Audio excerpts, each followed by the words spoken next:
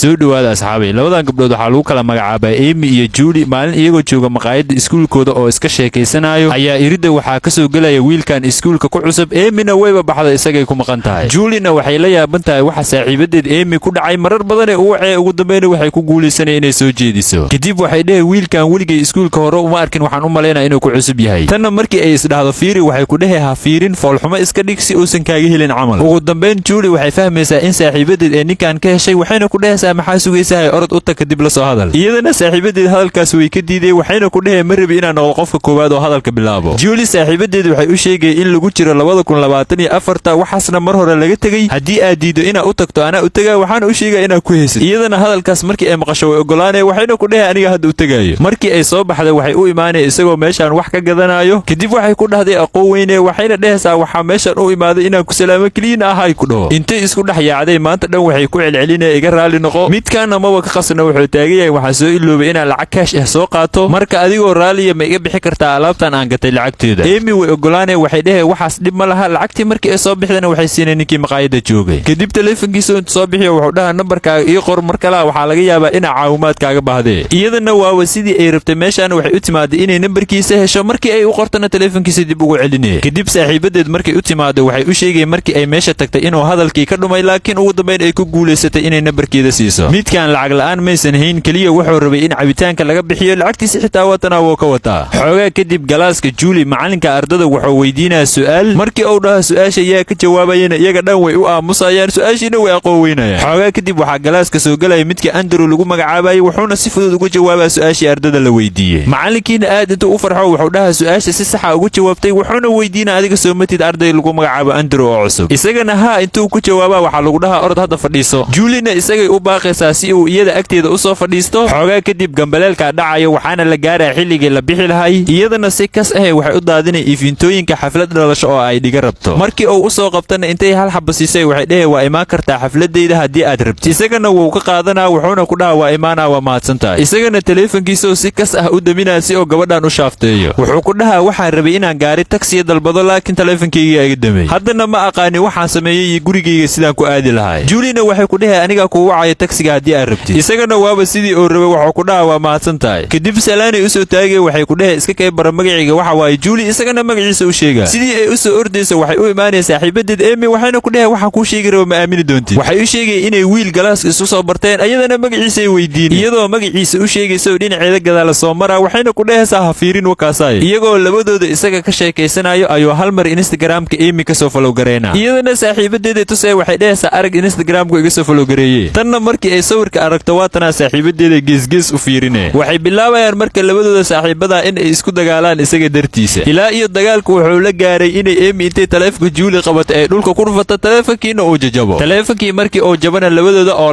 wax ay sameeyaan ayaa Julie qorshe keenay waxay dhahay aan iska dayno isaga dooranayo qofkii uu rabo labadeennana waa aqbaleena qof allaayo qofkii uu doorto qofka la doorta ma aha qofka kale wuxuu taageeraa qofkii la doortay sababna ma jirto ugu dambeyn labadooda way heshiinayaan qorshihiina way isku raacayaan iyagoo saaxiibaana meeshii isaga tagayaan kadib Julie Andrew inta wacday waxay ku dhahay qofka rabtid xafladii waa u soo wada kartaa ogsoonoona waxaa jira gabar lagu magacaabo Amy oo ah saaxiibadeeda